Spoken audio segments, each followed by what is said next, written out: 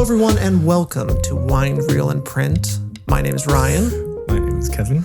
And today... This is really weird. This is really weird. So we are recording via the app that we use to record virtually. Yeah. We are using it today for this as well. So it will look different. It hopefully doesn't sound different, but it might. Hopefully it sounds good. Yeah. And what's hilarious is we have a monitor up right in front of us. So I'm like looking at myself, which is great for the camera, but it's turning Kevin into mush. So we'll see. We'll see how this goes.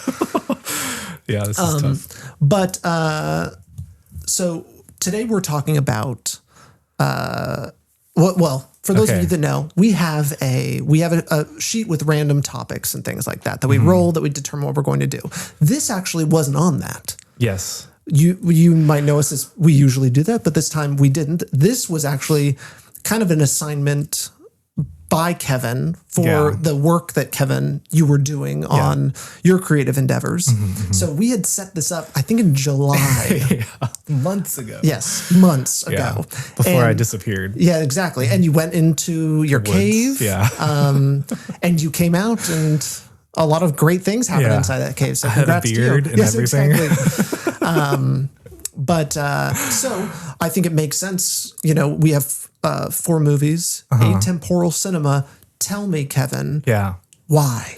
Okay, so before we start, I want to throw a little audible because after watching it, I just feel like I want to change the title a little bit. Ooh. And like recontextualize. That you can't do. What we're talking about. Well, it just felt like very appropriate now at this juncture, like me working on my own stuff. Yeah. And then watching back on these movies, it just feels like an appropriate time to do a meta-realism episode. Oh. And to turn this into a meta-realism episode. Okay. It's like the end of Thunderbolts. I don't know if you heard about the end of Thunderbolts, the movie that came out. It ends, in the end, the title changes because it's Thunderbolts with an asterisk. Oh, sure. It changes to the New Avengers. Oh. That's what just happened here. Yeah. But at the start. I didn't know that. Yeah. That's why they had the asterisk. Yeah. Atemporal cinema with an asterisk. Yeah. And then, Yeah, exactly. Okay. Cool. And so, I feel like coming of age as a genre is kind of perfect for this topic. And I think all of these movies hit meta-realism in a way that feels more kind of pertinent versus like the atemporal. Because I feel like, I don't know. I guess all of these movies are a little atemporal. They are one felt like it didn't fit with all the others. Which one? Little Women. Okay, yeah. Which I was going to talk to you about that, but in the atemporal sphere. I mean, it is atemporal, obviously. Yeah. But the other 3, like almost like elevate film as a genre. Yeah. You know, and they felt like they were doing a lot of things differently. Yeah.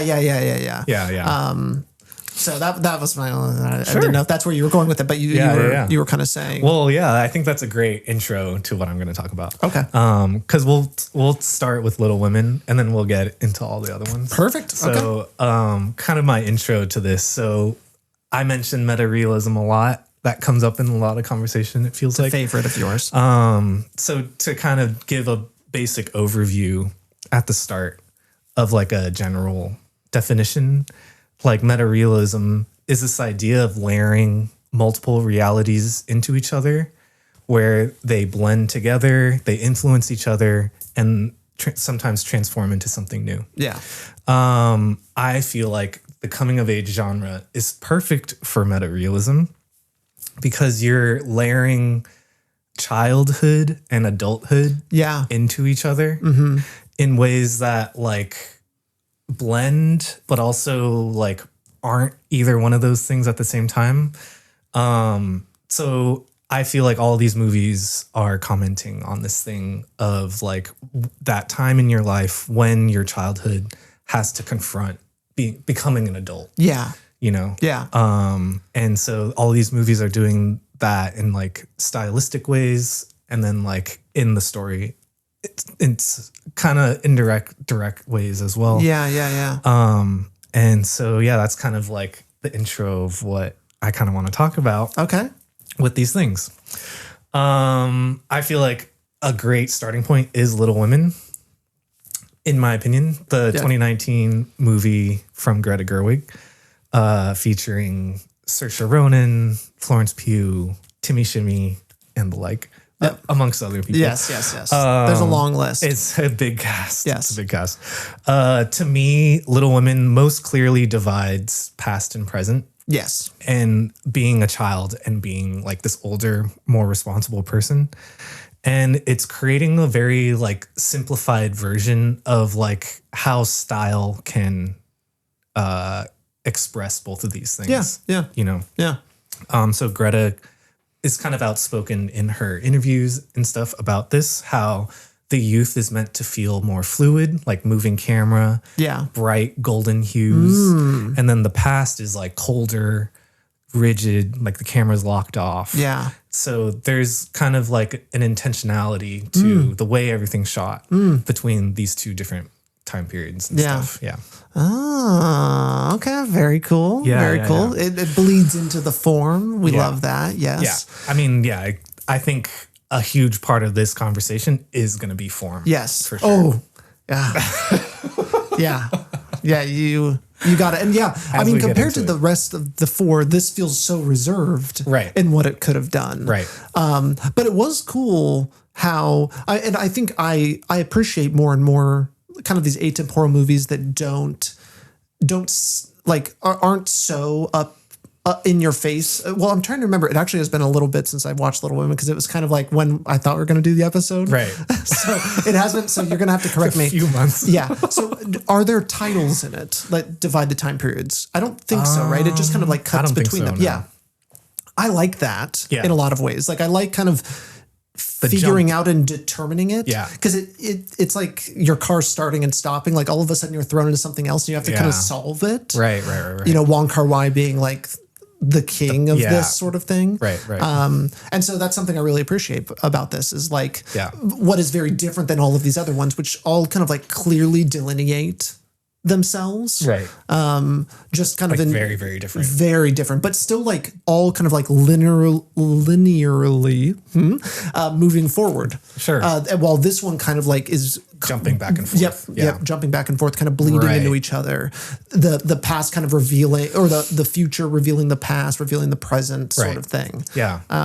Very well put. Yes. Thank you. Yeah. Like these other two are more linear in its story, but like the editing makes it very atemporal. Oh, yes. Whereas this is like, it's super atemporal in the editing, in the way like they're going back and forth between these two things. And that was a huge influence. Just that very idea of like going back and forth between past and present was like an influence on the thing I was working on, Seeking Something Missing. Oh, yes, like, yes. Obviously going back and forth between these two eras. Right? Yes. But I think another thing to add of like obviously these other films are doing things different and are more bold, so to speak. Yeah. But I think it's important to contextualize this Little Women with the other previous Little Women's, in that this is to the other Little Women's what these other movies are. That's what. So I've never seen the other Little Women's, but that is so funny to call them Little Women's. I do love that. Yeah, English. I just imagine them like as little people. Yeah, like a bunch of Little Women's. It's a kindergarten class. Exactly. All right, Little Women's. Yeah. Everyone gather around. But no, that's something I heard when I was kind of like talking to folks about it was that, this one, everything else is so linear. Yeah. And that's kind of like, that makes sense. It's like when like when I recently watched the Moby Dick movie and the one with Gregory Peck. And it was just like, oh my God. I mean, you could do a book by numbers kind of in a lot of ways, even though I've heard the Winona Ryder one is really great and all of that. There are really good Little it's a great Women's. story. Yeah. But this is like, all right, it's like Shakespeare level. But let's kind of mix it up. And I love that. I love kind of blowing it up, switching it around. I think there's the infamous story. I think it's The Constant Gardener. Yes. Was that's like in the Atemporal book. Yes. Yeah. Because that one was originally meant to be, point A to point B. Right. They didn't. And then in editing, they swapped it around. They switched it up. I really want to. I've never seen it, but I just remember hearing about it so much in film school. Sure. Yeah. And I was just like, oh my God. And honestly, I think about it almost every day. Yeah. Like there's something about, I have to watch the movie. I gotta know. Yeah, that's true. I haven't Ray seen Fiennes, it either. I mean, I'm just like, We're there. yeah, in that kind of era. Yeah. So king. I'm in.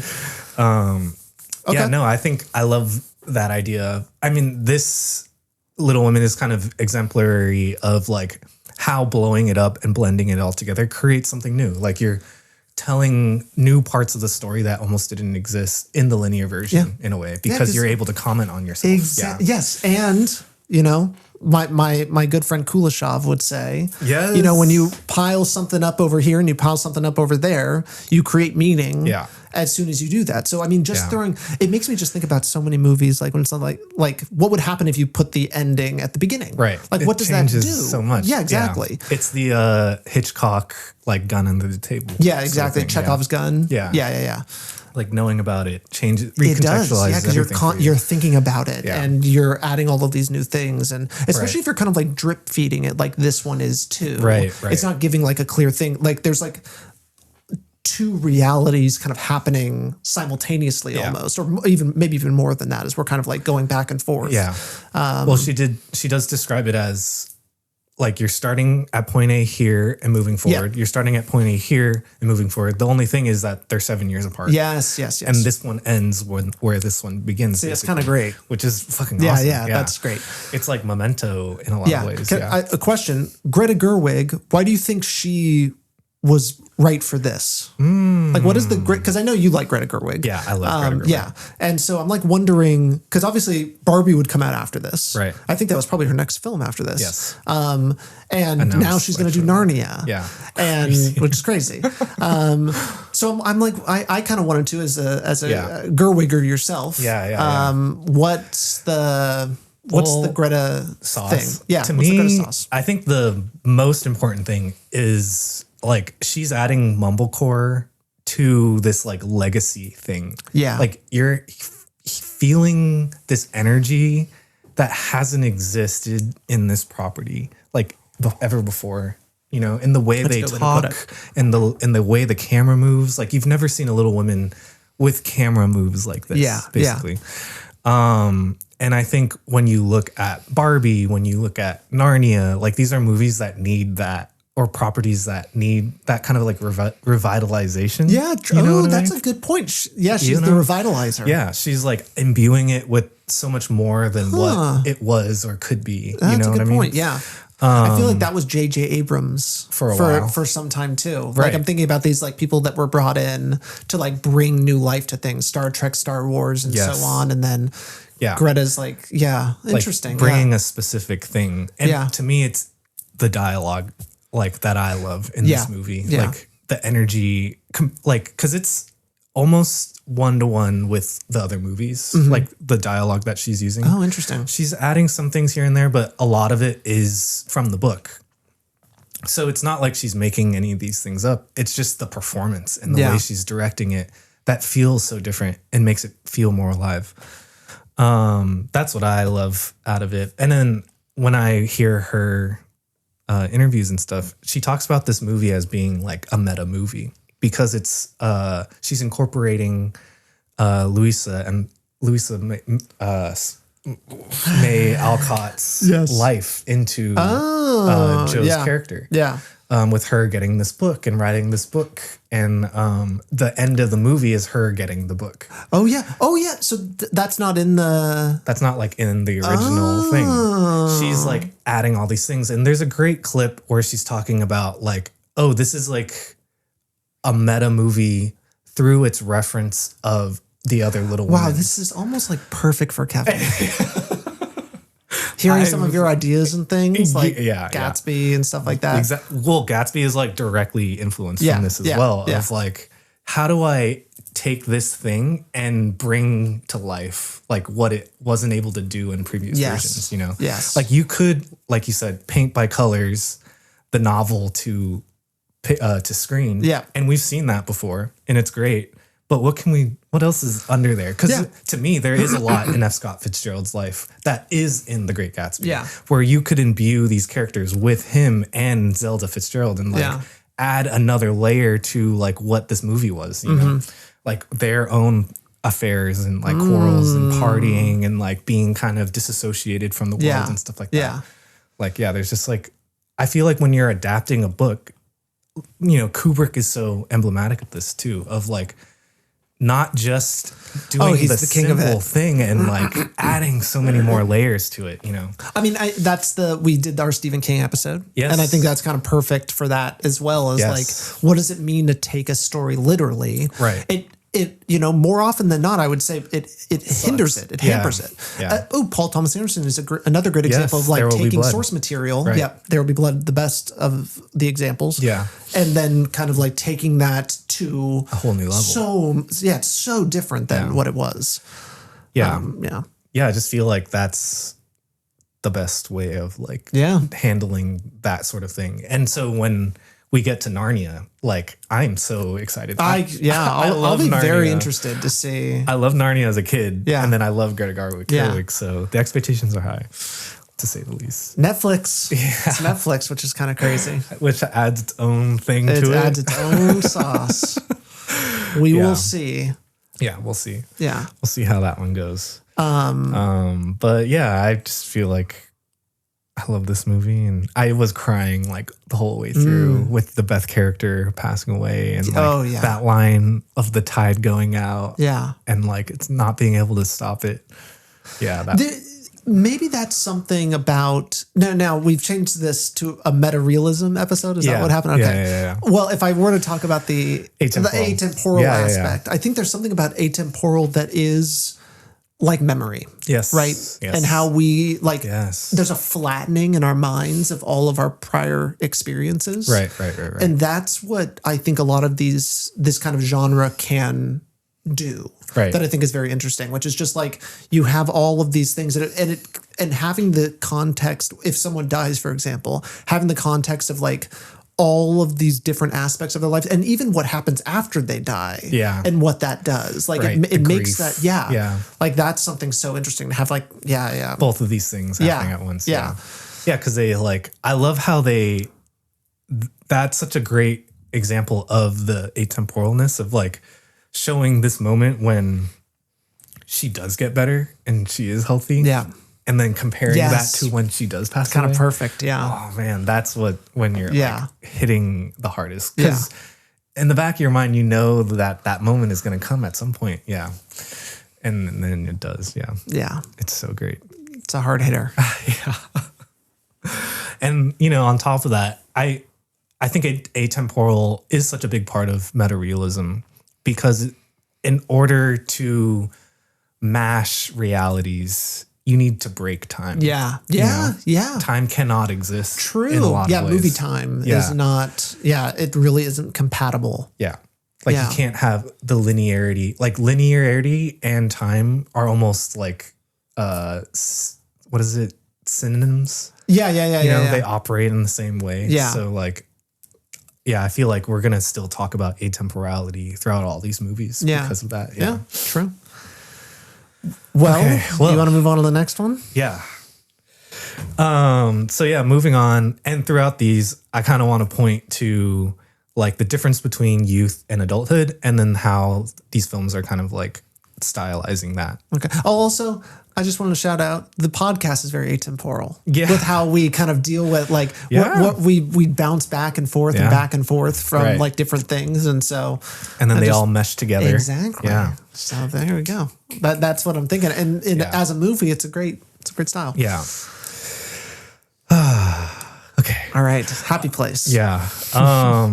So I guess with, another precursor to this thing of, I feel like this Little Women and then this upcoming movie more clearly show the youth versus adulthood. Mm-hmm. And then the last two becomes another thing. Yeah. Like it elevates this sort of style. Oh, I can't wait to see what your thing is. Yeah. What the third one is of the... Sure. Yeah.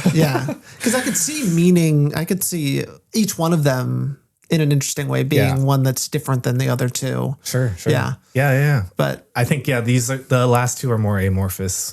Like, because to me, okay, the second movie, Mary is happy, Mary is happy. Okay. I think Mary is happy, Mary is happy as a story is more clearly linear.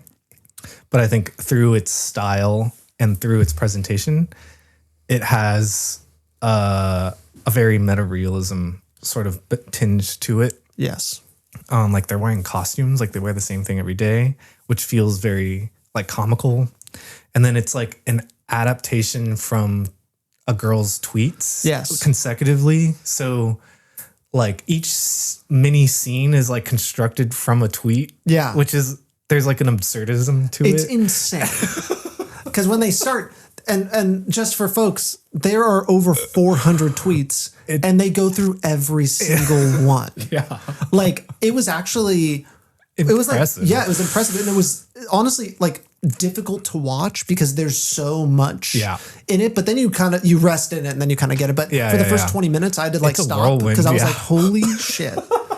I have to like really focus up and be a good viewer here because it is crazy. Blink. Yeah. But man, I have so many great things to say about this one of all of them. This one was my favorite. Hell yeah. I love to hear that. Oh my God. It was so funny for one. And then at a certain point it changed. It really changes tune. It gets very dark. But for a while it's so screwball-y and weird and so great. And it's just like, and the editing, obviously the editing for all the rest of these movies is going to be such a key aspect of it.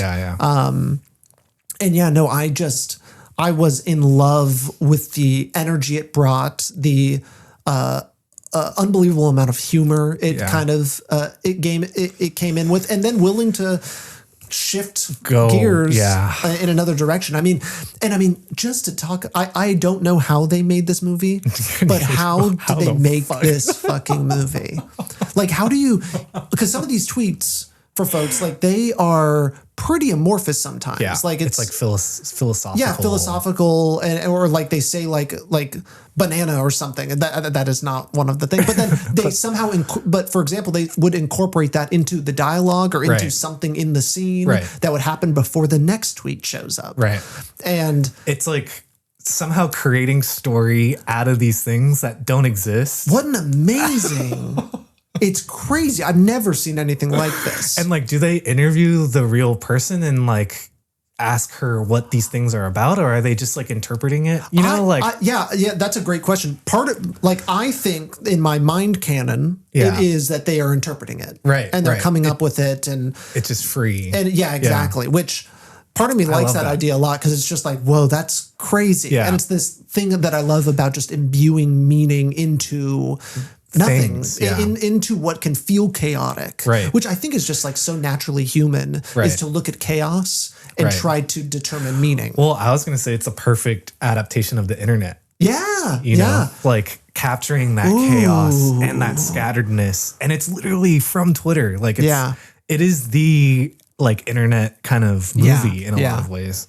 Oh yeah. And I just can't help but think of Mamma Mia right now of like taking something that wasn't meant to be a movie and like adding a story to it and just making it like the craziest fucking thing. Yeah, you're talking ever. about like adapting the songs and turning them into this like is perfect. a thing, you know, of like one-to-one. There's like putting a story into a thing that wasn't meant to hold a story, but it does in such a great way, you know? And it's real. It's like about life. It's not like frivolous. It's not like, it's not just the fun and like campiness of it. It's still like about growing up and losing your friends, like literally losing your friends.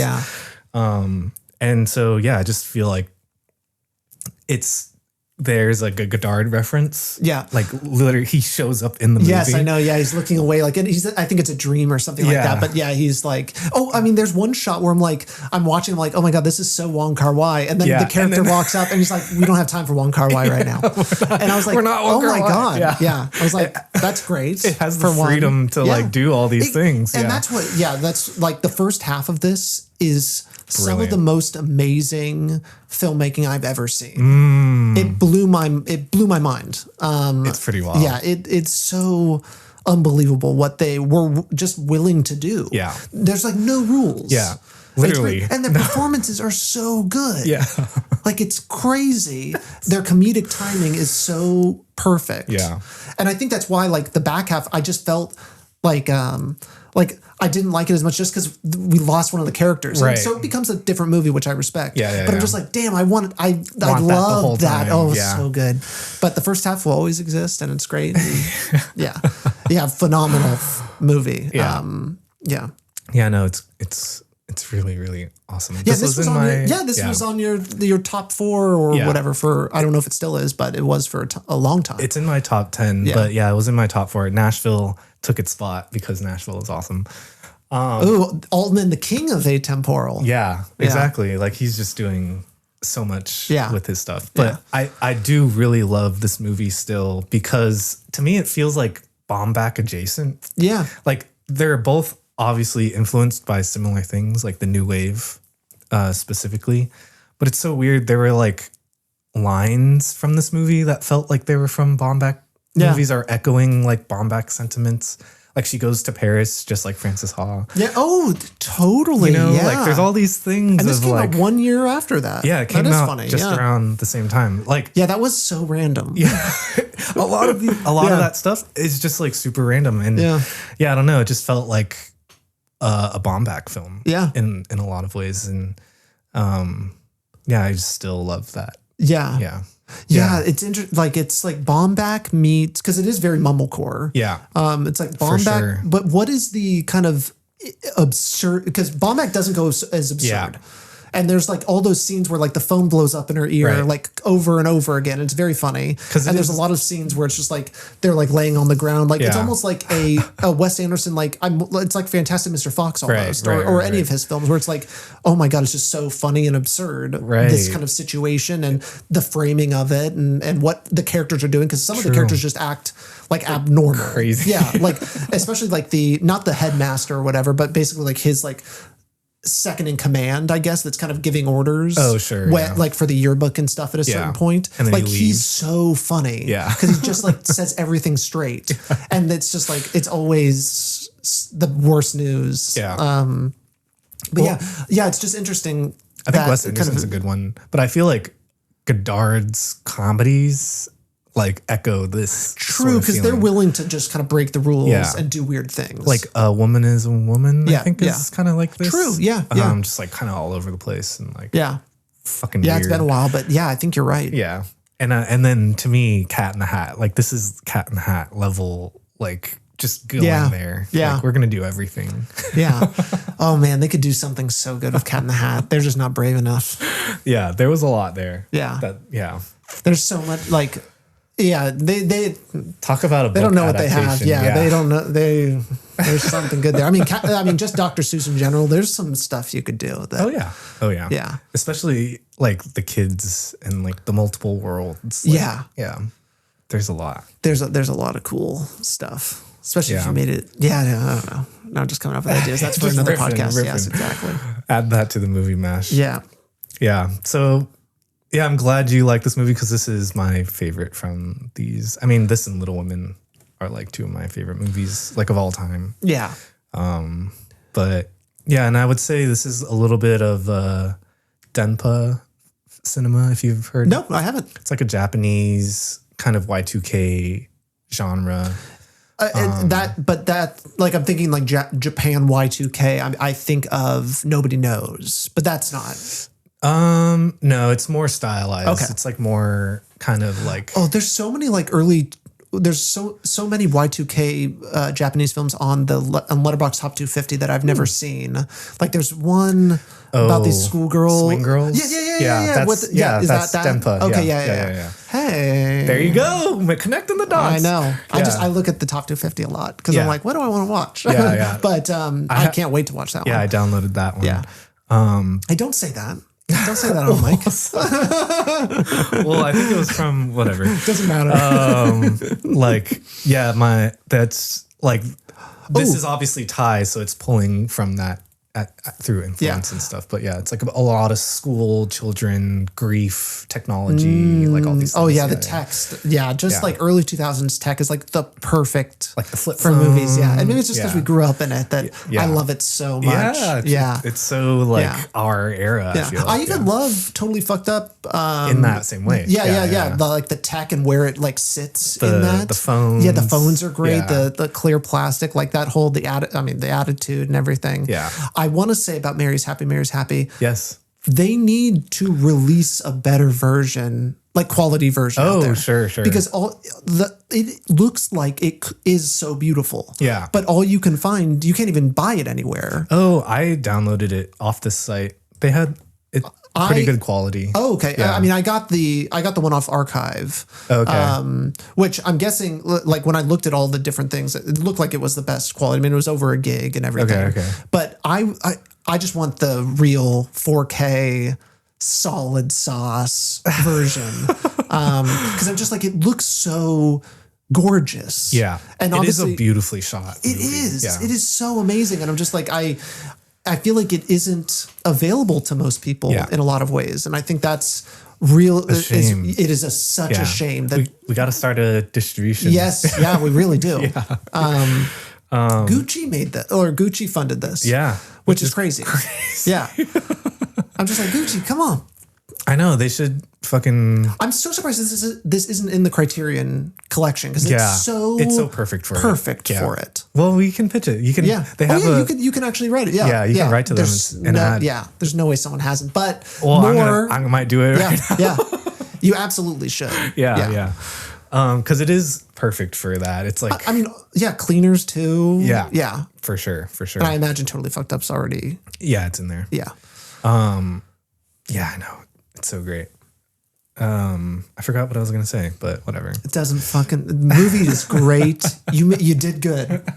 Done good, kid. Yeah. It was long though. It was a very long movie because it was the longest out of all these, maybe not longer than Little Women, but it's just had a lot to go through. Yeah. But that was like the one thing where I was like, holy shit! Like this is. It is pretty. It's lengthy. going to be doing this for over 2 hours.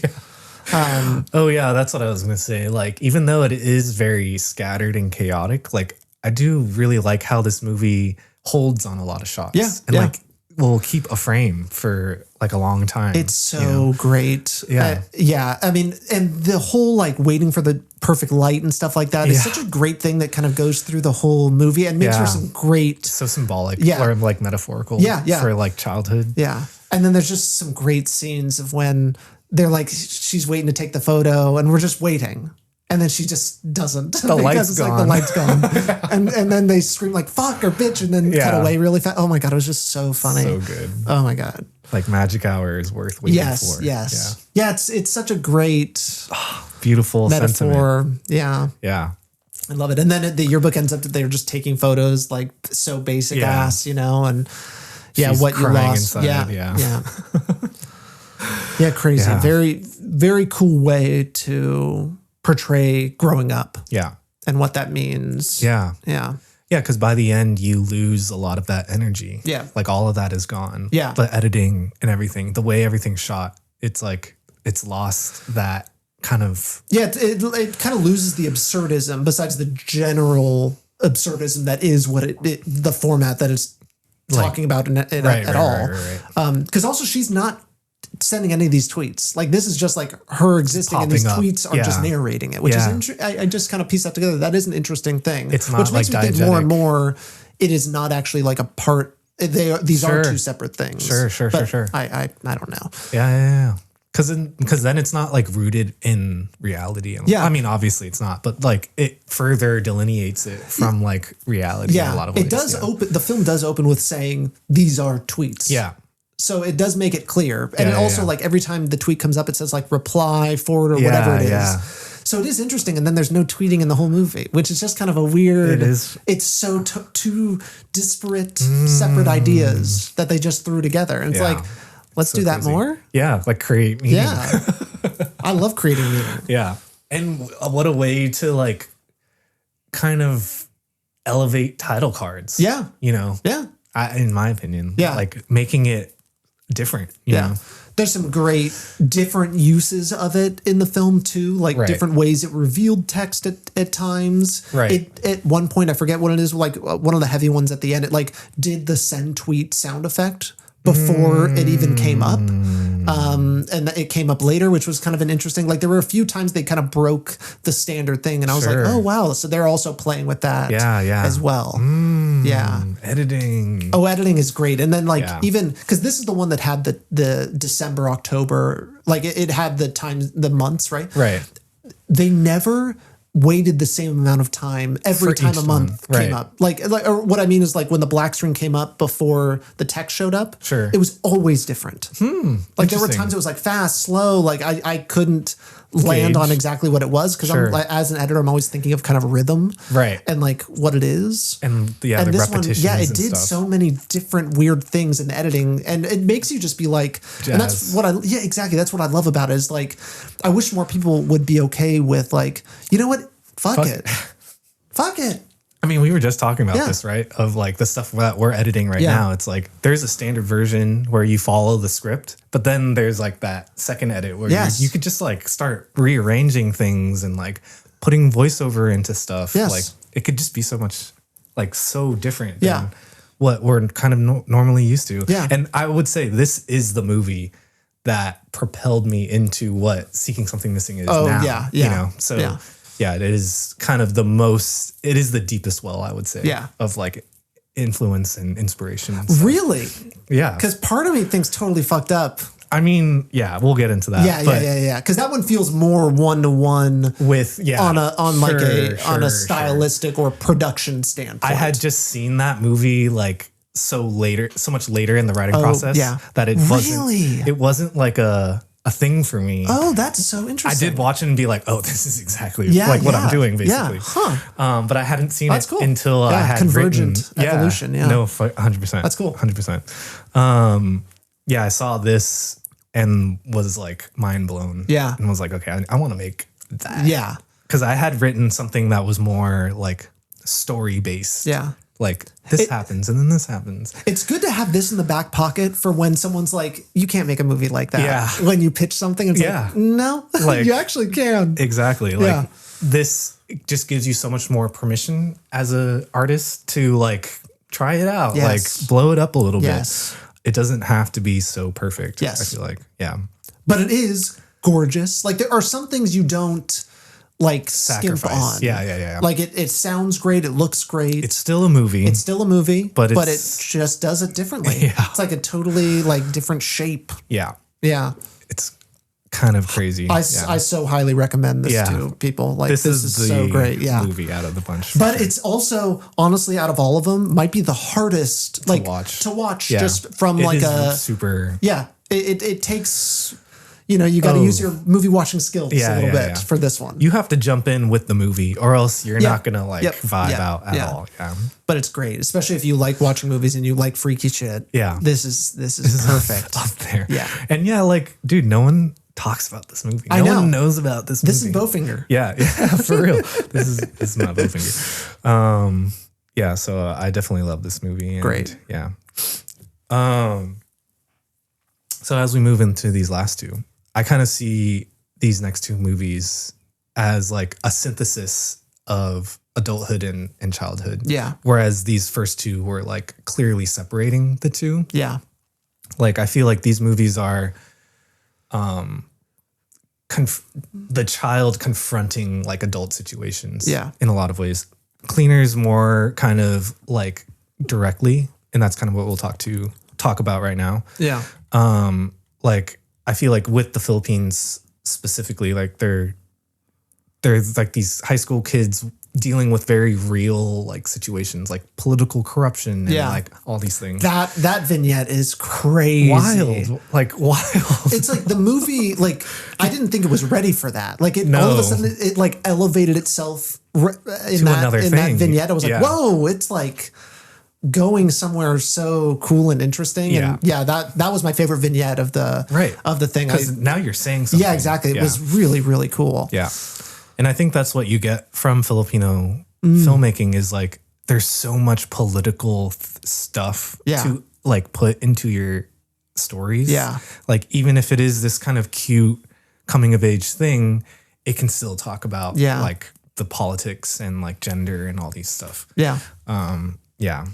And so this is more of like an anthology-ish thing. Each episode chapter is like based on a character. And what I do like is how this movie towards the end coalesces all these characters together. You know, no, the final scene is so great. It's so fucking perfect. Yeah. And to me, overall, this and the next movie showing how, because adolescence is neither childhood or adulthood, you're like in limbo. Yeah. You're like stuck in this in-between thing and can't latch on to one or the other. I like the limbo analogy. Yeah. I think that actually is a really great way to say how it kind of feels in this film. Like maybe all of the vignettes all kind of have like these people that like floating. Yeah. And then like trying to grab onto something. Yeah. And like something about this, like the life around them just isn't working with them. Right. How many, are there 3 vignettes or 4? There's there's 4. There's the plant, there's the dancing, there's the political. And then the couple, the prom one. Ooh, I'm trying to find it in my brain right now. The last one before it ends, where he like asks her to prom, and then there's like people that are bullying them. Oh and yeah, she's, yeah. like, Oh pregnant. Yes. Oh my God, it got so real. And it was great because at the end, well, also should say that the movie is black and white. Yeah. And then the main characters are colored with like highlighter. Yeah. It's crazy. It's fucking awesome. For one, I mean, like that's kind of nuts on its own thing. Right. Like super stylized. Yeah. And they're like taking out frames. Yeah.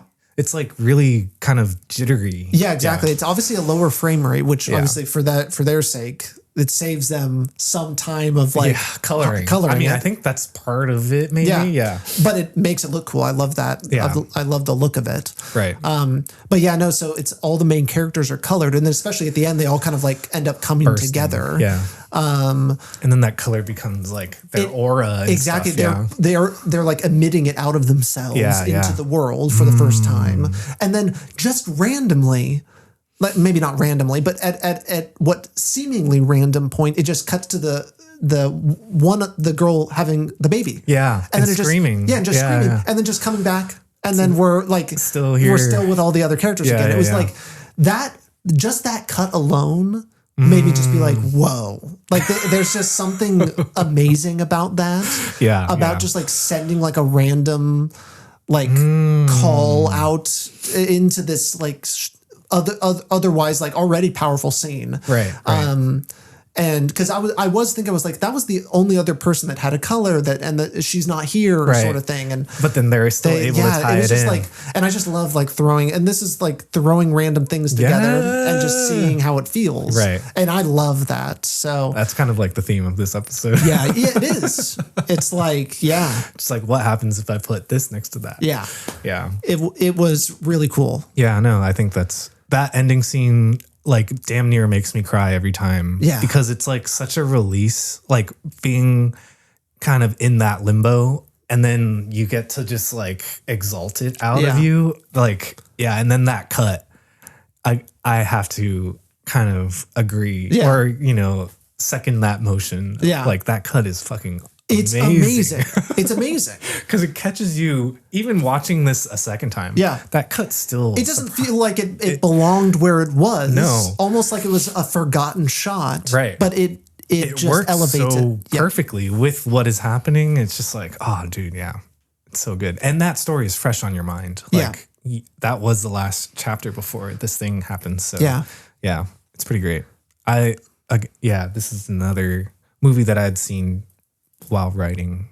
Oh yeah. Seeing something missing, with like the character chapters and stuff like that. It's pretty great. It's pretty awesome. Yeah.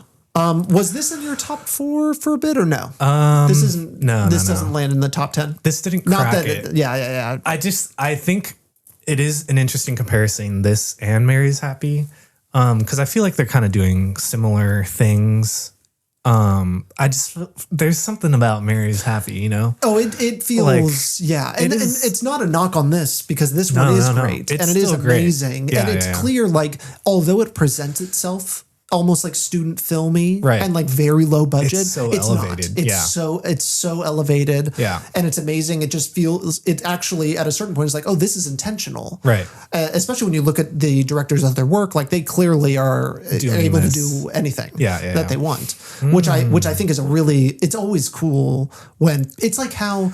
It's one thing that I love about like impressionists, like painters and things like that. Like they can choose. They can choose to do it like that, but they want to be an impressionist, and they want to see things in this different way. Right. And that's how this feels. Is like there's an impressionistic quality to it. And it's messy and it's weird. It breaks so many rules. Right. And once again, another movie I've never seen anything like this.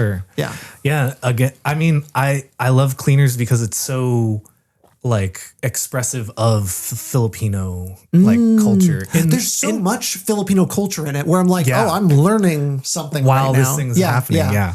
And everything that you're saying of like, it's crazy, it's messy, it's not perfect. Like that's being living in the Philippines, like this colonial country with like all these different influences. The politics are really fucked up. Like people have been fucked over. And there's this thing, I know in Japan specifically, but I'm sure it's like prevalent amongst all Asian cultures, of like using absurdism and comedy to kind of circumvent or like what's the word, challenge like Western properness or like, you know, society or culture or whatever. Like it's a way to break the quote unquote rules that were kind of placed upon them in a colonial sense. So I feel like this is kind of taking from that or using that in a lot of ways of like the kind of rigidness of being in class or being in school, and then these stories kind of like growing out of this garden, so to speak. Nice. You know? Wow. All right. Hell yeah, you hit it. I just got to sit and enjoy it. It makes me think of Magellan as well as like another like Filipino movie that is taking on that thing, and I think that's a very exciting direction to take it. Totally. And that one be having a very satisfying win. Yeah. Which is nice. True. Against the literal stuff. Yeah, we've seen some good Filipino movies. Yeah, and this is like on Letterboxd, when you go to like the country, this is the second most popular Filipino movie. So it's Letterboxd. Letterboxd approved. And it's just kind of crazy to think like and just cool that this is like one of the top Filipino movies. At least I guess I imagine. And I imagine Letterboxd does go very Western. I imagine in like how there's a lot of users around the world. I'd be curious how it differentiates. But in the country. Just because I'm like, what would Filipinos say are like the top films for them? Well, I would think that it is, because my most Letterboxd review is this Filipino movie, and it's like all these random Filipinos liking my review. Cool. Nice. Okay. So I feel like there's a pretty big user base from the Philippines, and I'd have to assume this is like somewhat something they really accurate. like. That list, because I don't know, this thing is just so perfect for what, you know, all that stuff. Because the way my mom describes living in the Philippines and like not wanting to be there, or like kids are always pregnant. It's like in high school, like super young, people are in gangs. Like there's so much fucked up shit that is happening. And like, she wanted to like get out of there basically. Like you either get stuck in it or you escape, you know? And I feel like all these characters are just stuck. Like they're in mud and they don't know how to get out a lot of times, you know? Which is adolescence in my... I mean, it's just like... in my experience. And it's also like acting more adult than you realize you are. You know? True. It's just kind of like being stuck in the prism of adolescence. It's kind of how it feels. Because Mary is Happy and these kids are like so beyond like what they're saying. And maybe that's just like, that's a friendly reminder. Like as we're growing up, there's this quality we have, the dreaming quality, like this thing of like what is possible. The humanity. Yeah. And we don't really realize because some of the things we like get on about or hate about ourselves are like, it's all so, we don't really know like how bad it is, how good it is or what have you. But there is like this amazing quality where we all think like we are adults now. We're fully formed right now. Right. And in some ways you're formed in a lot of different places, but there's still so much more to grow, more beyond. Yeah. But I love these characters in this movie. Yeah. All super relatable. Yeah. And like, I've met these people and stuff. Yeah. Yeah. It's great. Pretty great. I know the opening story is like so perfect for it was an introduction so weird. to this movie. It was so weird. Yeah, like her pooping on stage and not being able to dance, and and the sound effects were insane. Like they were so in your face. Yeah. Like these pooping sounds. Yeah, when she's like dragging herself. But then the rest of them, like at first, so I'm watching that and I'm like, what is this shit that Kevin has me watching? Because it was so weird. And so crazy. But then once again, it like proving like that it can go in any direction. Right. All the next ones all kind of do other interesting things and say interesting things. And it makes you like look back and be like, oh, they really wanted to do that. To do that weird, very weird. Yeah. Because it's also like the only one that like also like breaks time and space by having like the plant grow like the next morning. Yeah. It's like so weird. It's just weird. Yeah. Which I like. It's so good. It's so good. Yeah. Yeah, weird is good. Weird is good. And speaking of weird. Yes. Weird. Let's talk about Gregor Rocky. Yeah. This is my first Gregor Rocky. Oh, is it? Yeah. Oh, well, I showed you. Were you there for the... You're talking about at the fitting? Yeah. I wasn't. I only on set. Oh, okay. So I didn't go to the pre-fitting. Or whatever it was. Did we show it when we were on set too? There were a couple things being played. This was being played. This was being played. Yes, I think this was the only one. Yeah, because you had talked about you had seen because it's a trilogy, right? Oh, you know what? I think I had played Nowhere. Oh, okay. The third one or the second one or whatever. At the where fitting. I was. Yeah. Oh, okay. Yeah. Okay. So for everyone else, anyways, this is a trilogy from the director Greg Araki, who's kind of like a formative figure in the new queer cinema movement. And so this movie is just like... Do you know where this sits on the trilogy? I think this is the first one. Oh, okay. And so, yeah, I watched the commentary actually for this. I saw it's on Criterion. Yeah, it was on Letterboxd. Because you watched something... commentary? I watched Bowfinger with the commentary and I was like, this is kind of nice. A movie, if you know the movie pretty well, it's really nice to just watch it differently. It's like a podcast. Yeah. Because like, I've seen this before with some friends and like the aesthetics of it, awesome. Like it's kind of the editing, perfect. Fucking awesome. The title cards, awesome. And so I was able to learn a lot about like how this movie was made and like the content, like the backstory behind everything. Yeah. He made this like basically with some friends and by himself. He art directed, shot it, wrote it like all by himself. Had a producer. He was all of the roles basically. Yeah. And they just had friends like coming on. They have a role called Do It All Jesus. Yeah, I saw that. Yeah. The credits, I watched the entire credits and they were so great. And like there was so much you could learn in there. Sure. I didn't realize it was like a Sundance thing as well, or at least it got some National funding. Endowment of the Arts. Like he got a lot of grants. It was kind of crazy from like all these places. Yeah. And he was talking about how he had to write a different version of the script that was less explicit in order to apply to all these grants and stuff. That's because great. This movie is like there's like porn, there's like people fucking doing drugs and like there's it's just like the most what's the word, hedonistic like kind of expression out of all of these. But it's just so great. And with the title cards and the credits, he like shot it on a TV. Like the title cards are shot with the TV screen behind it. So you see like the stuff moving. Yeah. Yeah. Cause you didn't really realize it until the credits that there was clearly like a screen that is like continuous through the entire frame. Yeah. Where like before it feels pretty broken up, and I was like, oh my God, I was like imagining, did they cut out the I guess things? he shot that like himself. Yeah. Yeah. Oh, it's amazing. It's so good. Yeah. Like it just, he is doing everything. Like all the props are like from his apartment. Yeah. Like things that he's throwing in. Like, Yeah. okay, we have this shot of a door. I'm going to put this picture, all right on, like, it's just so random and like just pulling things to put. And then, he was basically lighting a lot of this stuff himself. Like he was talking about how like beautiful you looking. put this gel on here, and he's like talking about how the lighting is almost kind of like happenstance to look that good. Yeah. Like they were using car headlights to light up a lot of the exteriors at night and stuff. That's why I think that, and I'm not trying to insult the profession of lighting, but I think people need to relax. Well, yeah. Like I think there is like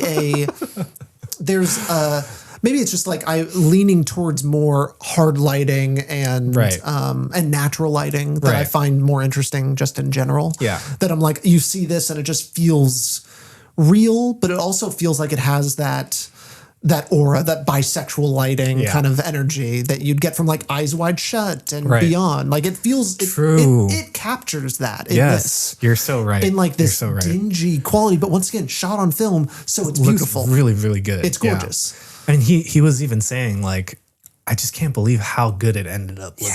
Like it's so crazy. We were just kind of like shooting it out in the streets and like trying to make it work. It looks so good. And I mean, just keeping the camera low, which is something that they do a lot, I think just elevates so many things. I think people need to bring cameras down more. The wide angle lens, and it's like the Blockbuster store or whatever. It's just so good when you kind of shoot things from there. Yeah. And so many characters are always on the ground. Yeah. Like it's just kind of or got laying this like down.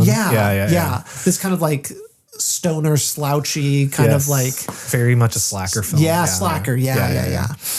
I jived. What is another movie that we've watched that also has a filmmaker that brought all their friends in, very low budget? Peter's Monster. I didn't think about that, but you're probably right. You're probably right. So I'm talking about another one. I don't know. Pink Flamingos. Oh, yeah. Very. So obviously we're talking about queer cinema. And I love this a lot more than I like Pink Flamingos. But they both are being like provocative in different ways. Yeah. Right. Well, I think because John Waters, that movie comes from the 70s or something. So it's a little early. But I think new queer cinema pays like obviously a tons of John homage Waters is like John Waters. He's like the godfather of all this stuff. And I definitely agree. It's like Greg Araki, if you watch his other movies at some point, you see that John Waters' influence on his stuff. Yeah. It's like trash cinema, but it's like done in he did such Smiley Face. Yeah. Which I haven't seen, but I went looking through Greg Araki's like filmography. I'm like, what the hell? Yeah. He's done like all these things. Yeah. It's crazy.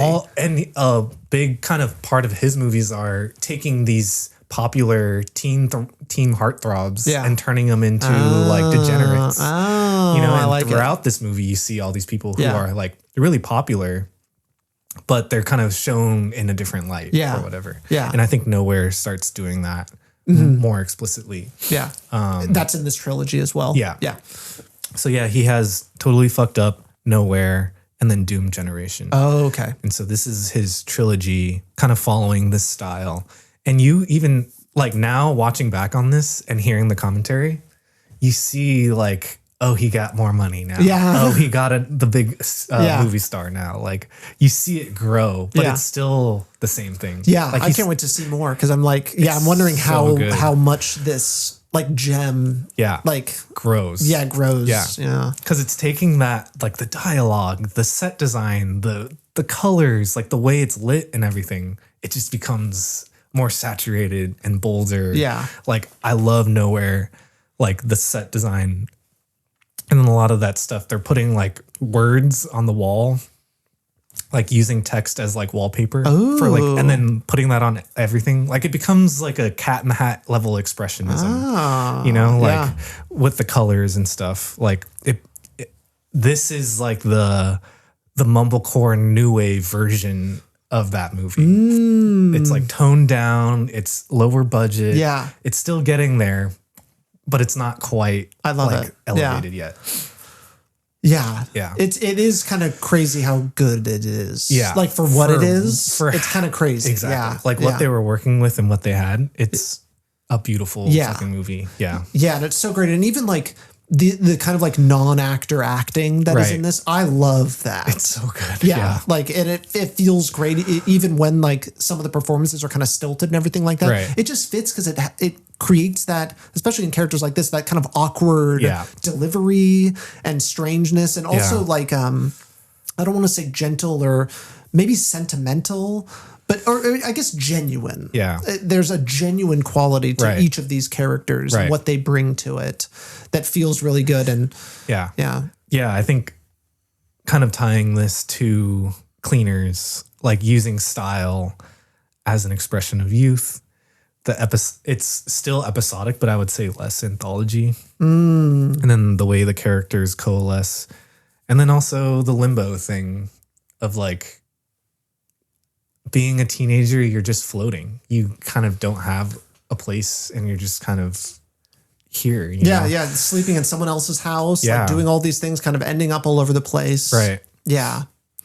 And then how it ends with like kind of like not getting through on the phone. Right. Is like all it takes kind of at the end for him to like totally break, which is a really interesting thing because what it's saying, I'm not exactly sure at the moment, but it's like all of these they're all talking to each other.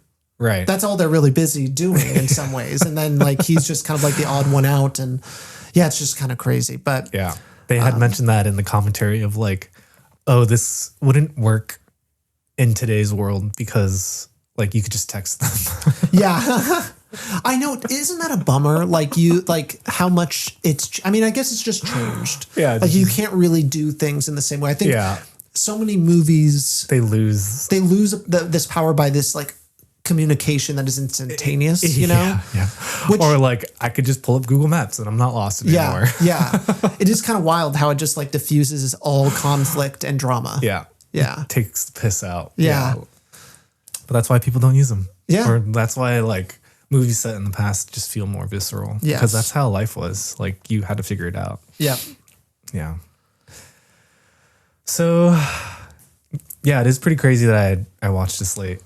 Because the video cam stuff of them doing the interviews was pretty awesome. Yeah. But yeah, that takes us through coming of age metarealism. I mean, what an amazing genre of so much potential. Yes. That underutilized. It's literally just a playground that has no definitive end. Yeah. Like it can be anything. It can do anything. And I think the same thing that I love about impressionism, post-impressionism, modern art, and all of these things is like rules are out the window. Yeah. Do something different.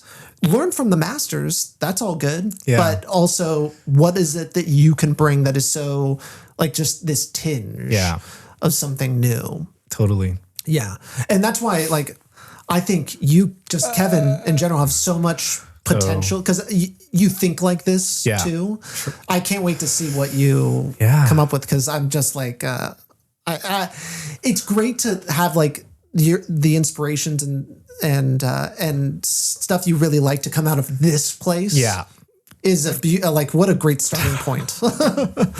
Yeah, because talk about like there are no rules. Like when I watch these movies, it's like again giving you permission.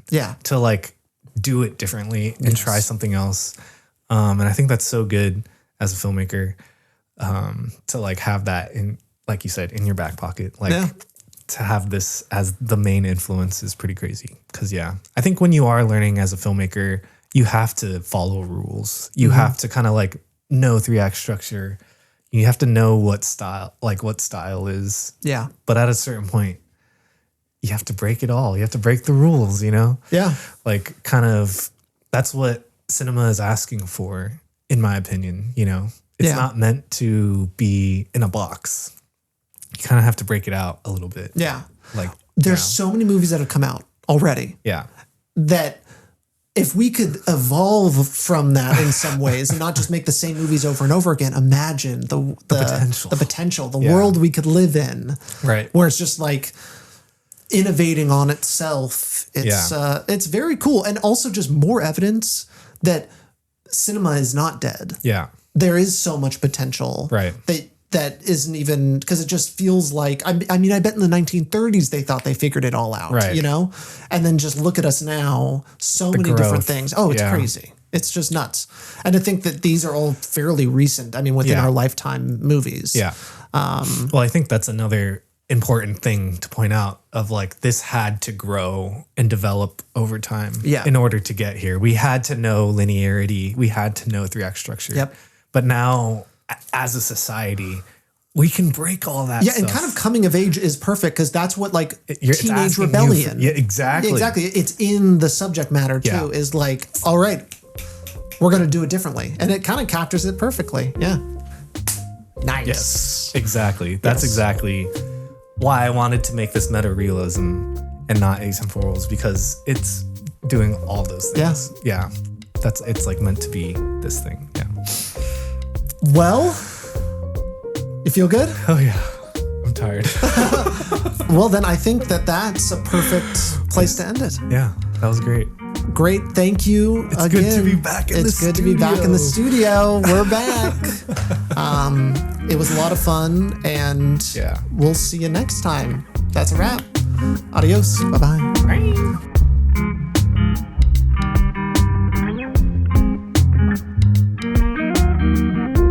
Wind, Reel, and Print is a podcast by Salad Brain Productions. You can find us on Instagram at Wind, Reel, and Print Pod. You can also find us wherever you get your podcasts. And please, if you like the show, leave a rating and review. We'll see you next time.